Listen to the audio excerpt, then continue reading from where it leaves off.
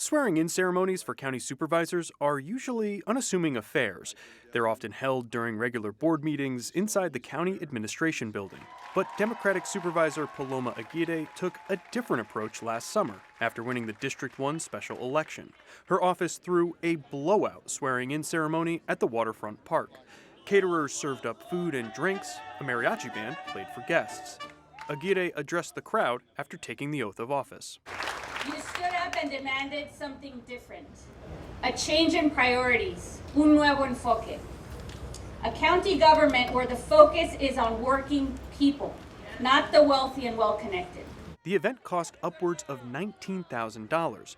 How did Aguirre pay for all this? With gifted funds the district office solicited from major corporations, including AT&T and Cox Communications, and local companies, including a golf course developer in Borrego Springs.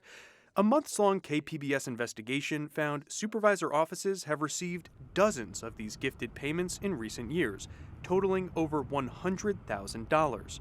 The money is deposited into an obscure account for, quote, special events. Under state law, there are strict limits on gifts given to individual elected officials. But since these gifts were directed to the supervisor's offices, there are no limits on how much donors can give.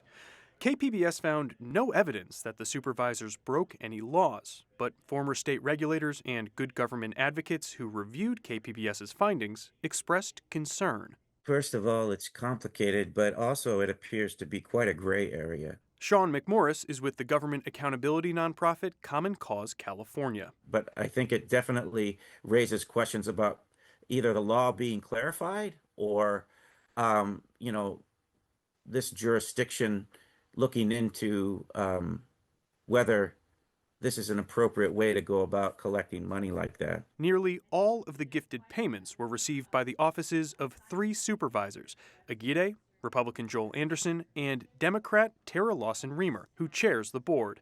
None of the supervisors agreed to an interview, and their offices did not provide expenditure receipts. But documents obtained by KPBS do shed some light on how the gifted payments were used. The same forces that have always tried to make America work only for the wealthy and well-connected are once again rigging the system, cutting everyone else out of the American dream.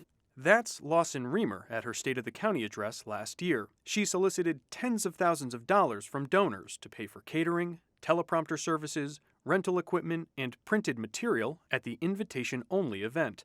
The donors included the Deputy Sheriff's Association, the County Probation Officer Association, and a local developer. KPBS found some donors gave money to supervisors' offices when they had pending business before the county. United Domestic Workers of America, for example, gifted nearly $5,000 for the State of the County address. Months later, the Board of Supervisors approved a new contract with the union that guaranteed substantial pay raises. McMorris says these situations often don't sit well with voters. And so there is a influence factor going on there where the candidate knows who's giving, how much they're giving, and in the public's eyes, that can influence possibly how an elected official votes on policy. In an email, Lawson-Remer's press secretary said, quote, "Every sponsor on this list gave to support a public event with full transparency, under county policy, and with zero strings attached."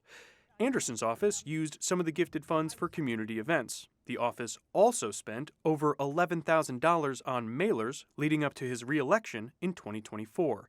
Campaign finance experts told KPBS the expenditures deserve close scrutiny since there are tight restrictions on publicly funded mailers during election season. Anderson's office did not provide copies of the mailers or respond to emailed questions. The purpose of some of these gifted funds remains a mystery. Over a dozen disclosures offer the same vague description for how the money will be used. Quote, "for general public events to benefit the community." They're supposed to say like a specific description of the use. Abby Wood is a law professor at the University of Southern California and served on the state's Campaign Finance Watchdog Commission. as somebody who studies these things and understands that we have them for kind of anti-corruption reasons and also public trust reasons, that kind of raised my, spidey sense a little bit. And The county told KPBS it's beginning a review of all gifted payments going back to 2019 to ensure the donations are properly accounted for and publicly disclosed. Scott Rodd, KPBS News.